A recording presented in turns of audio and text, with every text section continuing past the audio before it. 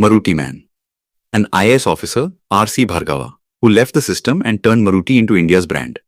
In the silence of the night, inside a government bungalow in Delhi, an officer was pacing back and forth. Two files lay open on the table. One file represented a secure, respected, powerful future. An IAS career with even the possibility of becoming cabinet secretary. The other file held an uncertain dream. A new auto company whose future was hidden in the fog.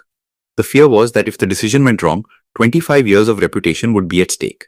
The curiosity was whether an officer could really change the world of cars. And this is where the story begins.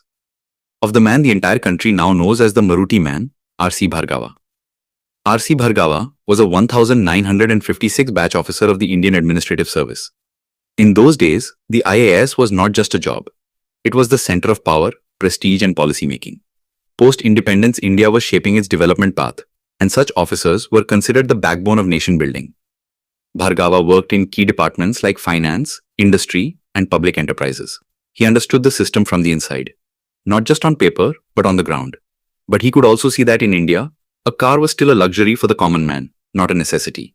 In the 1970s, Indian roads were ruled by the ambassador and Fiat. The waiting period ran into years. Quality was compromised, technology outdated, and customer choice almost zero.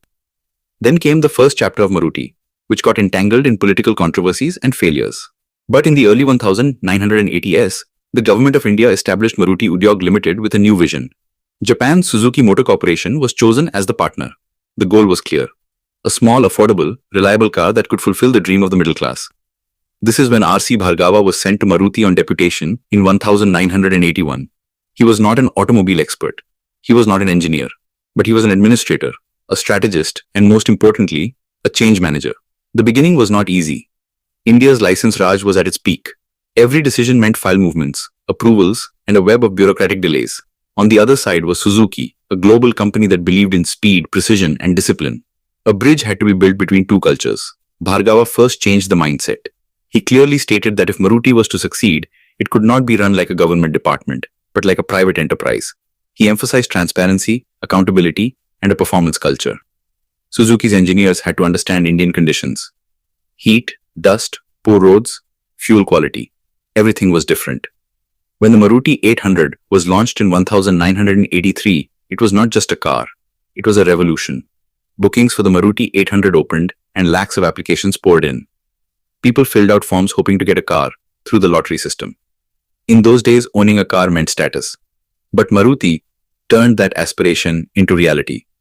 Compact design, fuel efficiency, affordable pricing. The car became the heartbeat of the middle class.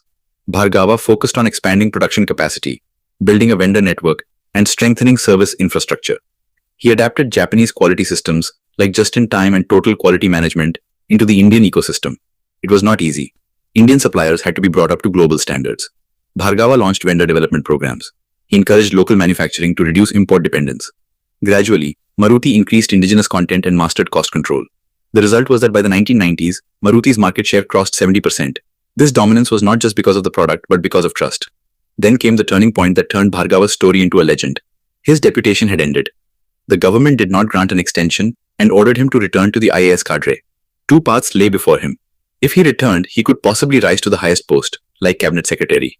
But if he stayed with Maruti, he would have to resign from the IAS. This was not just a job change. It was a change of identity. Bhargava chose Maruti. He resigned from the IAS. At that time, many were shocked. An officer who had served 25 years leaving everything for a joint venture company. It was unheard of. But Bhargava believed that India's automobile sector was about to see an explosion in the future. He was not just building cars, he was building an ecosystem. In 1991, India moved toward economic liberalization. Global players began entering the market. Competition increased. Names like Hyundai, Ford, and Honda entered the scene. It was a time when many public sector ventures came under pressure. But Maruti reinvented itself. New models were launched: Zen, Esteem, Omni, Gypsy. Presence expanded across segments. Bhargava kept customer centricity at the core.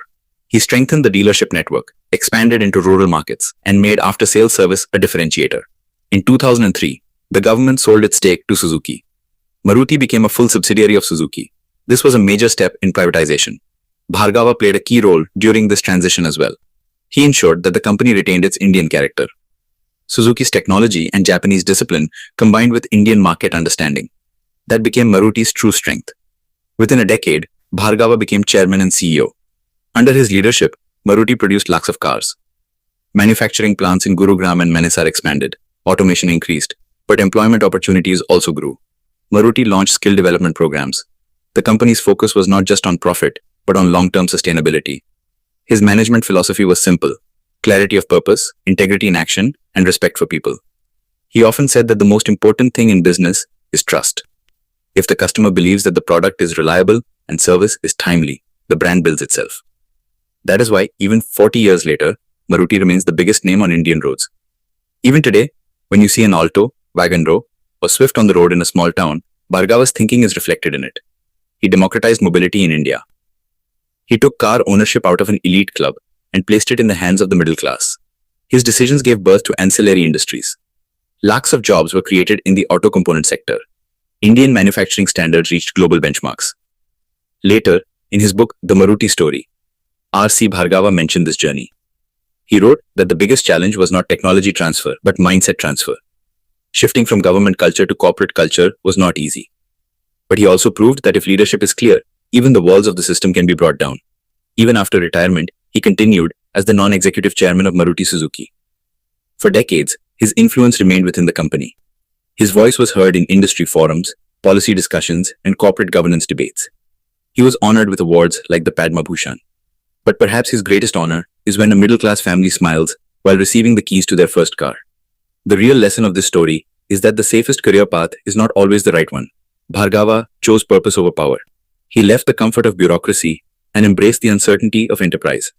And that courage is what makes him the Maruti Man. Today, as India talks about electric mobility, the EV revolution, and global supply chains, Maruti Suzuki is in a new phase of transformation. Competition is tougher than ever. The market is dynamic, but the foundation is strong because it was built on vision and values. If our video has taught you something new, do not forget to like and share this video so that this information can reach others as well. Your likes and shares are a source of inspiration for us. If you have any questions or suggestions, please let us know in the comments.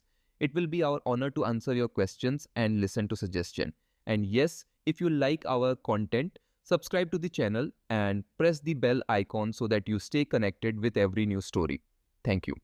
GRT Business YouTube channel sources: news from various news agencies, opinion polls, and other public sources. We try to ensure that every report and summary is accurate and verified, but we are not responsible for any dispute or error. Our aim is only to provide you with accurate information.